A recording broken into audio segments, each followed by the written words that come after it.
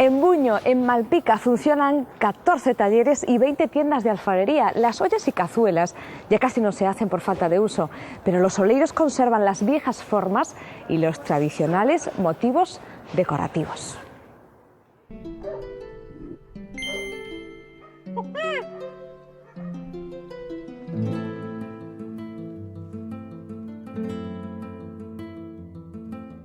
La carretera de Fisterra pasa por el lugar de Buño, uno de los centros alfareros con más vitalidad de Galicia. Entramos en tierra de bergantiños. Aquí la cerámica es tan antigua como los castros. En esta aldea de la Costa da Morte, en cada hogar había un alfar, una lareira, un fumeiro. La vida giraba en torno al barro. Y aún sigue girando.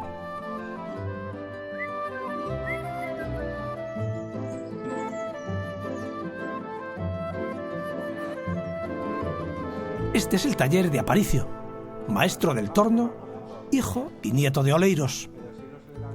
Siempre con barro en las manos desde su infancia. Entonces había 90 talleres en Buño. Aparicio es la memoria viva de los alfareros de este lugar. Los hornos eran comunales, y cada vez que se hacía una cocción, pues había 10 o 15 personas ayudando a cargar el horno. Movía muchísima gente el pueblo con lo de la alfarería. Hoy ya los hornos ya son hornos de eléctricos o de gas, ya son hornos pequeños, están en el taller, la mercancía que se hace es totalmente distinta, son piezas de decoración, piezas de souvenir, platos de colgar, bandejas, juegos de café, juegos de vino, y entonces ya es más individual, ya es más reducido. En Buño funcionan 14 talleres y 20 tiendas de alfarería. Las ollas y cazuelas ya casi no se hacen por falta de uso. Pero los oleiros conservan las viejas formas y los motivos decorativos, el estilo de Buño. Y algunas olerías antiguas han sido restauradas. En el viejo barrio do Forno Novo se encuentra el Horno dos Mouróns, el más antiguo de Buño. El conjunto de antiguas casas de familias alfareras es ahora un ecomuseo donde se puede descubrir cómo vivía un alfarero hasta hace un siglo. Este es el horno tradicional comunal de la olería de Buño. Este es el último horno tradicional que se construyó en Buño, es un horno de finales del 18. Y la parte que vemos ahora es la parte donde se mete la leña, donde se carga el tojo para prender fuego. En la parte posterior, en la parte de atrás, es donde se carga la cerámica. La colección histórica está formada por piezas que fueron recogidas por las casas de Buño. Desde el ecomuseo se trabaja en la recuperación de piezas antiguas. Estamos en una sala de la colección tradicional de las piezas de Buño. Una de las características de las piezas tradicionales de Buño es, por ejemplo, esta decoración, que se llama espitado. En este caso lo tenemos sobre un cazo do leite, que son los que se llevaban en las cuadras para ordeñar a las vacas.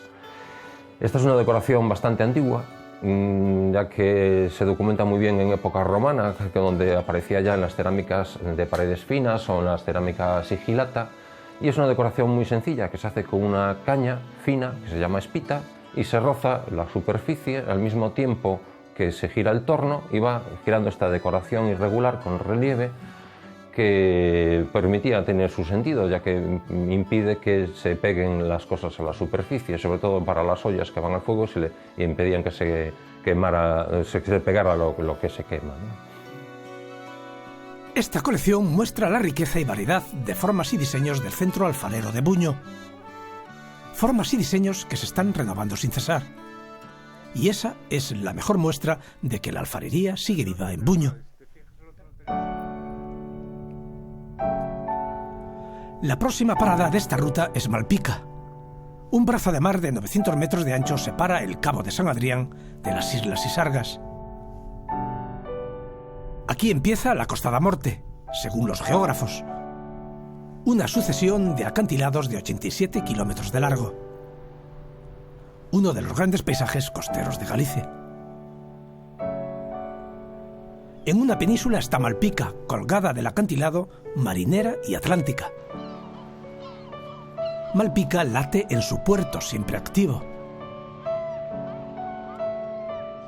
Entre tarrafas, miños y nasas, las rederas cosen los aparejos rotos que vienen del mar.